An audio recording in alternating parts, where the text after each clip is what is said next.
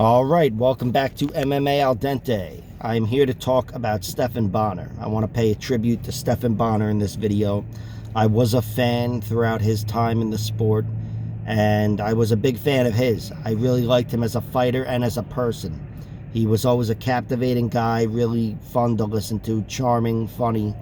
But inside the cage, he was a savage. He was the American Psycho. Incredibly tough. I want to say toughness was his best trait, but that's only because he got so good that he fought the best fighters, and all of his losses were to great fighters, all of them to champions, aside from Krzysztof Sosinski, which doesn't really count.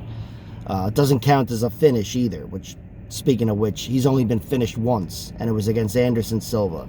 Lyoto Machida and Sosinski beat him by a cut, but he wasn't going anywhere, and he proved in every other loss he wasn't going to be going anywhere. So Stephan Bonnar goes down as one of the toughest men of his day, certainly one of the most underrated light heavyweights, and you know, he is the most significant fighter or figure even to die in MMA history up until this point. You know, I know Kevin Randleman died. He was significant in a lot of ways, of course. So was everyone else. Elias Theodorou, Rumble Johnson, fucking Justin Eilers. You know, there's history with everyone. But Stephan Bonnar is a significant historical figure. His fight with Forrest Griffin changed the sport. You know the story. You've heard it said by everyone else, as have I. And here I am repeating their fucking words.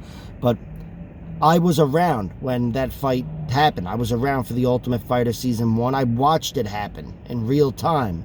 You know, the sport changed. Not just the company, but the sport. And the sport really followed the UFC. The UFC had a pivotal moment that night when Bonnar and Griffin, all the pressure on them, six-figure contract on the line, and these are blue-collar guys.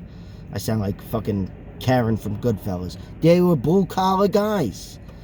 Yeah, but they were blue-collar guys, and they were fighting for everything. And it was on national television, the lights were on, and they threw down harder than anybody threw down up until that point in UFC history.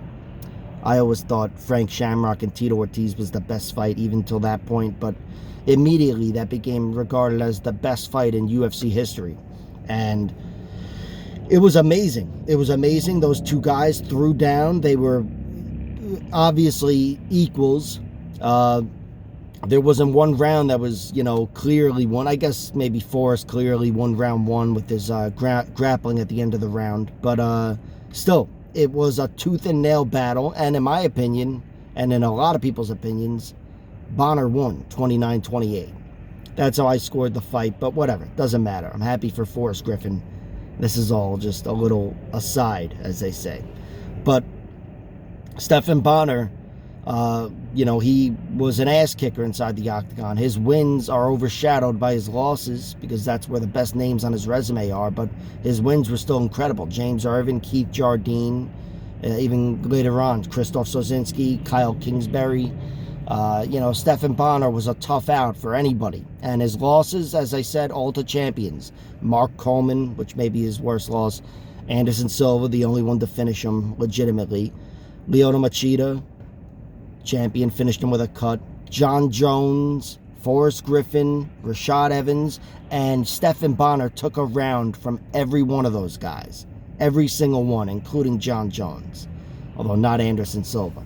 But, anyway, you know, Stephan Bonnar was one of those, you know, I can't say he was unheralded because he, with the Ultimate Fighter success, he became like a made man in the sport and certainly within the company after 2005, immediately. But still, if you look at the rest of his UFC career, he was one of those underrated light heavyweights that everybody knew was well-rounded, tough to get out of there, and again, with his well-rounded skill set, could find many ways to win. And he did inside the UFC. We saw him win with his hands. You know, he was a Golden Glove boxer. We saw him win with submissions. It was a Carlson Gracie Jiu-Jitsu black belt, I believe. And we saw him win with wrestling, with grinding, against Kyle Kingsbury and whoever the hell else, Igor Pokrajek, as he needed to win later on in his career. You know, he did what he had to do, and he was a very well-rounded fighter.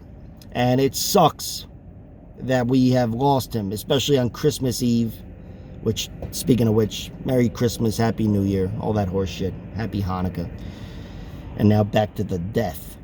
But, yeah, it sucks to lose Stephan Bonnar. I've been thinking about him all week. I want to rewatch The Ultimate Fighter Season 1, even though I've seen it 1,000 times. You know, I know everything. The asparagus fight with Diego Sanchez, the cut with Forrest Griffin, which was a glimpse into the war we would get in the finale. Stephan Bonnar and Forrest had this sparring session on the show, and Bonnar, I think Bonnar cut Forrest. It's been so long, I don't even know. But one of them got cut because they were throwing down a little too hard. And then they separated. They were on different teams, and they each scratch and clawed, got their way, made their way to the finale and gave us history. So, Stephan Bonnar, just know you will be missed.